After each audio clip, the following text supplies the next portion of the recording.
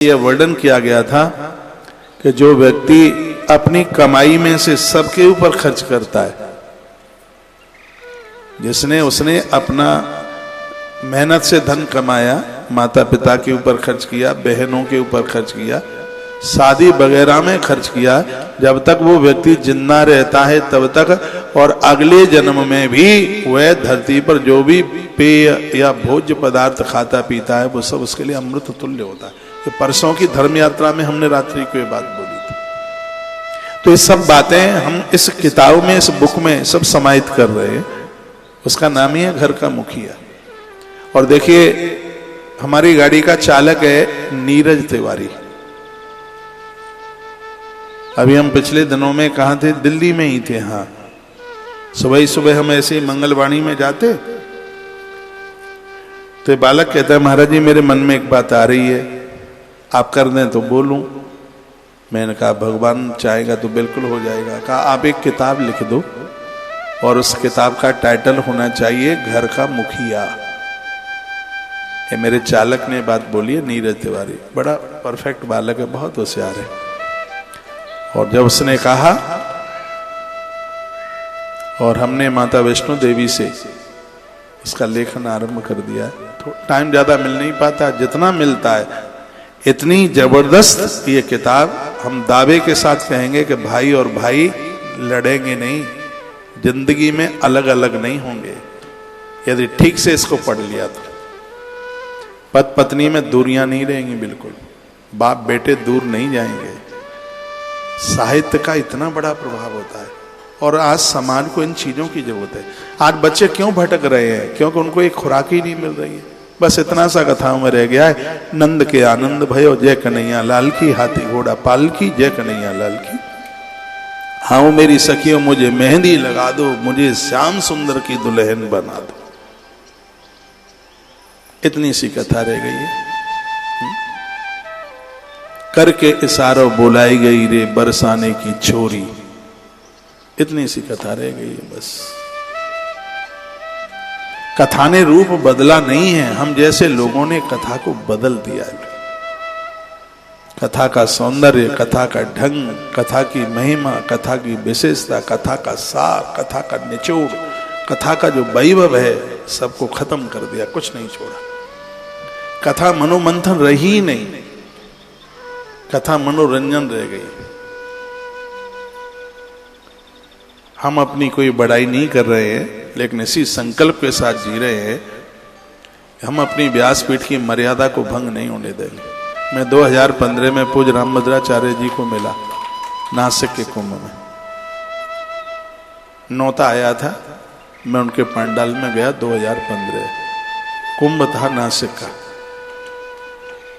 10 minute मुझे कुछ बोलने को मौका मिला। आज भी मुझे श्लोक याद है, मंगलम भगवान विष्णु, इसी के ऊपर लगभग 12 मिनट का ही प्रवचन था। तो महाराज जी ने कहा बेटा शाम को आना। तो रात को 8 बजे मैं उनके दर्शन करने को गया। मेरा भाग्य कि उन्होंने मुझे बुलाया। मैंने चरणों में प्रणाम किया, उन्होंने दोनों हाथ सिर के ऊपर रखे। कहते हैं हमें दक्षिणा दे के जाना। हमने कहा दक्षिणा भी आपकी और दास भी आपका, आप बस आदेश करें। उनकी आंखें डबडबा रही थी। वो कहते हैं कि आज व्यास गद्दी को अमर्यादित कर दिया गया है, रूप बिगाड़ दिया व्यास गद्दी का। वक्ता लोगों ने, और किसी ने नहीं, वक्ताओं ने। बेटा जब तक कथा करो तब तक व्यासपीठ की मर्यादा को अखंड बनाए रखना, व्यासपीठ की मर्यादा खंडित न हो जाए। हमने कहा महाराज जी हम ये वचन देते हैं। हमने तो हमेशा से ही अपनी व्यासपीठ की मर्यादा को समझा है। हम बिना परिक्रमा किए, ज्योत जलाए बिना, मत्था टेके बिना कभी व्यासपीठ पर बैठे नहीं करते। मैं तो सभी पूज्य वक्ताओं के चरणों में बराबर निवेदन करता ही रहता हूँ, ये व्यासपीठ धन कमाने का साधन नहीं है। जिस व्यासपीठ से संस्कृत ना बोली जाए, है? जिस व्यासपीठ से शुद्ध उच्चारण ना हो, जिस व्यासपीठ से मानवता की बात ना कही जाए, दुनिया की क्या ब्रह्मांड की सबसे बड़ी गद्दी है। भगवान व्यास ने जिस जगह से संपूर्ण पुराणों का सृजन किया है, वो स्थान है। इस स्थान से ही चुटकुले कहे जाएंगे, हंसी मजाक की जाएंगी, चाहे सो बोल दिया जाएगा, तो फिर अच्छा बोलने वाली जगह कौन सी होगी? पूरी दुनिया इस स्थान का बड़ा आदर करती है। ये सबसे बड़ी पीठ है। ये तो राक्षस को भी देवता बना देती है, ऐसी ये पीठ है। ये लोगों में प्राणों का संचार होता है इससे। ये जीवन दायिनी एक बहती हुई एक दूसरी भगीरथी है, जिससे लोगों का जीवन परिवर्तित होता है। मैं तो कहता हूं कि व्यासपीठ को धंधा नहीं, व्यासपीठ को धर्म ही समझना चाहिए। ये धंधा नहीं है, ये पेट भरने का साधन नहीं है। पेट भरने के लिए तो और बहुत से काम किए जा सकते हैं।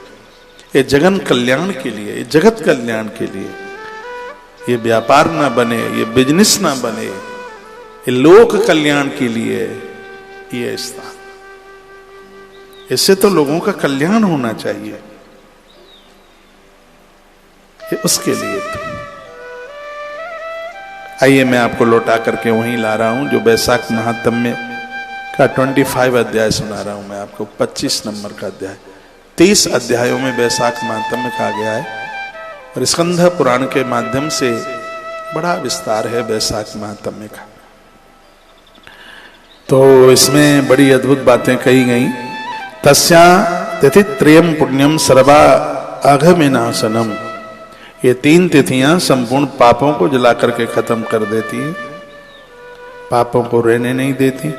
जो संपूर्ण उत्तम उत्तम पदार्थ द्वारा भगवान का पूजन करते हैं, मधुसूदन का, कल्पांत में भी उनके पुण्य कभी क्षीण नहीं हो सकते। इतनी बड़ी महिमा। जो कोई मनुष्य वैशाख में स्नान नहीं करता, दान पुण्य नहीं करता, उसे ब्रह्म हत्यारा और गुरघाती समझ लेना चाहिए। 3 दिनों में भूल करके भी गर्म पानी से स्नान ना करें, त्रयोदशी, चतुर्दशी और पूर्णिमा। जो कोई नित्य प्रति श्रीमद् भागवत के 1 श्लोक, आधा श्लोक का भी पाठ वैशाख के महीने में कर लेता है, वह ब्रह्मत्व को प्राप्त हो जाता है। ये वर्णन है। वैशाख के महीने में जो श्रीमद् महाभारत की कथा श्रवण कर लेता है, 18 पुराण वेद वेदांग को पढ़ता और सुनता है, जिस प्रकार से कीचड़ में कमल रहता हुआ कीचड़ से अलग होता है, उसी प्रकार से संसार में जन्मा हुआ व्यक्ति भी संसार की बुराइयों से दूर रहता है। ये वैशाख मास की महिमा है। इसमें वेद, इसलिए 1 साल हमने वेदों की, ओम कृष्णों की कथा वैशाख में सुनाई। शायद वैशाख में हमने महाभारत भी सुनाई है, सुनाई है। इस साल सुनाई, पिछले साल सुनाई है। हाँ, तो उसमें उसकी बड़ी महिमा का वर्णन किया। वह व्यक्ति कभी पाप में लिप्त नहीं हो सकता जिसने अपने वैशाख महीने की, वैशाख मास की महिमा समझ ली। ब्रह्म ज्ञान से अथवा प्रयागराज में मरने से जिस मोक्ष की प्राप्ति होती है, वैशाख मास में सिर्फ भोर में स्नान करने से, नारायण को वंदन, पीपल की पूजा करने से उतना प्राप्त हो जाता है। पता नहीं लोग क्यों नहीं बता रहे हैं वैशाख महात्म्य में, क्यों नहीं सुना रहे। ये वैशाख का बहुत बड़ा महात्म्य है, बहुत बड़ी महिमा है। सोइए नहीं, पूरे रात भर आप सोए हैं कि यही क्या, सोए ही आप, तो अब झपकी क्यों लग रही है? बिना नहाए आ गए हो क्या है? जागृत हो करके सुनिए। आइए 2 पंक्तियां भगवती राधा रानी के चरणों में। मेरे गिनियो ना अपराध स्वामिनी श्री राधे। 2 ही पंक्तियां गुरु ने लिखी। मेरे गिनियो ना अपराध लाडली श्री राधे। मेरे गिनियो ना अपराध लाडली श्री राधे। मेरे गिनियो ना अपराध लाडली श्री राधे। श्री राधे श्री राधे श्री राधे श्री राधे श्री राधे श्री राधे मेरे गिनियो नाय अपराध लाडली श्री राधे मेरे गिनियो नाय अपराध लाडली श्री राधे मेरे गिनियो नाय अपराध लाडली श्री राधे माना कि मैं पतित बहुत हूँ माना कि मैं पतित बहुत हूँ माना कि मैं पतित बहुत हूँ पतित बहुत हूँ पतित बहुत हूँ पतित बहुत हूँ पतित बहुत हूँ माना कि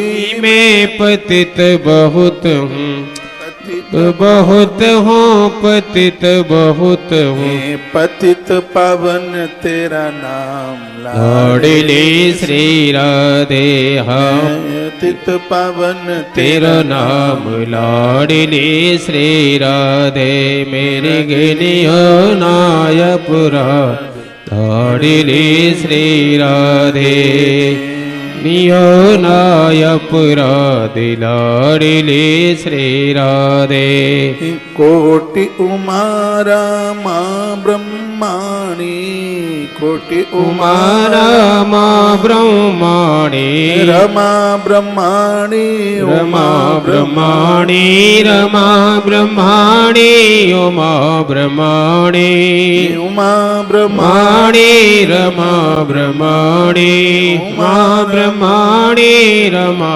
ब्रह्माणी गिनियो नाय अपराध लाडली श्री राधे मेरी गनियो नाय अपराध लाडली श्री राधे तेरे चरणों में पाऊं विश्राम लाडली श्री राधे तेरे चरणों में पावे श्याम लाडली श्री राधे मेरे गिनियो नाय अपराध लाडली श्री राधे अवगुण मेरे नेकन देखो अवगुण मेरे नेकन देखो नेकन देखो नेकन देखो नेकन देखो नेकन देखो जिन कान कोई हिसाब लाडली श्री राधे मेरे गिनियो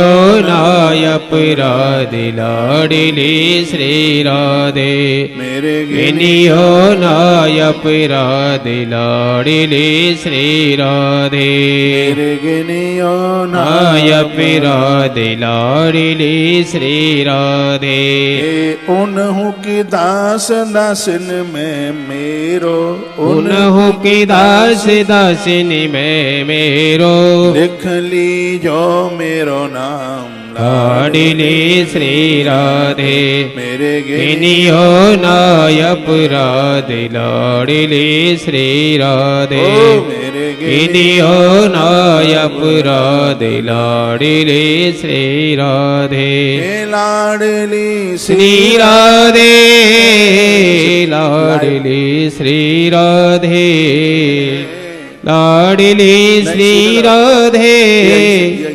लाडली श्री राधे